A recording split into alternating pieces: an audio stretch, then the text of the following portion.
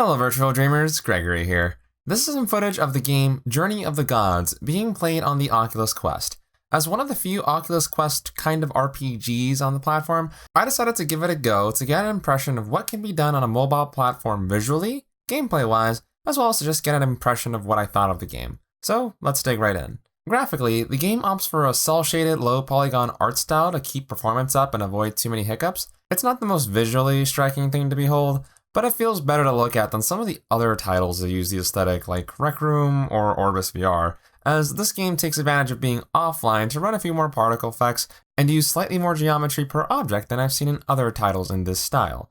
It's not the most beautiful or appealing use of cel shading I've ever seen, but it never detracts from my enjoyment of the game like it does with Orbis, and the animations for the game actually give it a bit of charm from time to time. Gameplay is where the game shines much more though. Right from the start, you're given a sword, a shield, and a crossbow to attack your enemies with. The swordplay in particular feels really good as it uses some more physics and collision logic based attack mechanisms with proper action game staggering for its system. The telegraphing on attacks makes it intuitive to know to put up your shield to block attacks, it gives a rumble feedback to really let you know if you did a good block, and it shows you an appropriate consequence if you try to block something crazy like a big projectile from the level boss. The crossbow though is more hit or miss, no pun intended, as while aiming feels fine and works just like any other title, I find that it occasionally doesn't go all the way in the reload animation that involves pulling on a crank. This wouldn't be an issue in the more logically intuitive structure that a force feedback system would provide, but as this is a motion control VR system, this isn't in place, and it makes things that would have active joints or reactive mechanisms more difficult to use intuitively. It was mostly fine though, and I often treated it just as though I would dealing with a jam or something like that in the heat of moment in combat. In addition to the regular combat state, there is a stone golem platform and a god mode. Walking over a stone golem platform gives you two golem gauntlets that extend and reach out beyond your own reach and deal massive damage against whatever they hit.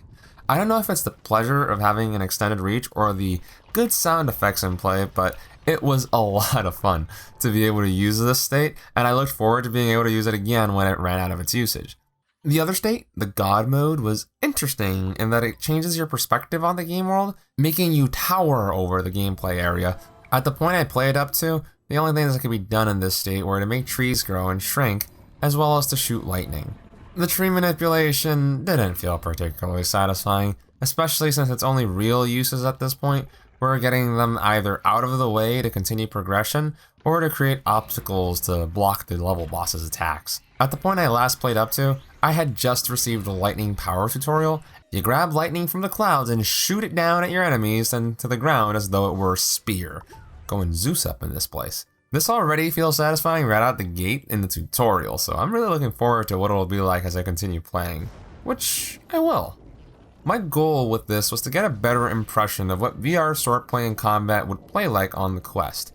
The lack of a wire of the Quest certainly made me more open to trying this kind of game than I had been on the Rift, though it's still important to keep expectations in check with these kind of things. Both VR locomotion still not feeling satisfying in any way, and not having full-on haptics will continue to be things that we'll have to dream about for the future of this medium of ours. But in the now, these kind of titles aren't bad at all, and I'm really looking forward to both finishing my time with this game, as well as to seeing what the future will hold as we get more power and even augmented reality enters the mix.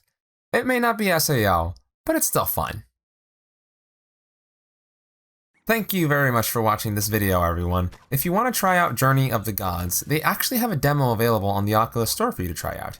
If you don't have a VR headset to play with, I highly recommend picking up the Oculus Quest, as its freedom from wires, portability, and ease of use really does encapsulate the best parts of the VR experience in a nice, compact, and well-valued package.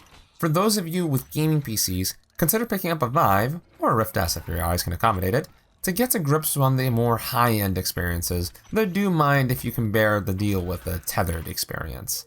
I'll have affiliate links down below in the description if you want to buy any of these things off of Amazon. It'll really help me out and I'll be able to bring more content. Win-win, don't you think? That just about does it, everyone. Till next time, my fellow adventurers and dreamers. This has been Gregory, logging out.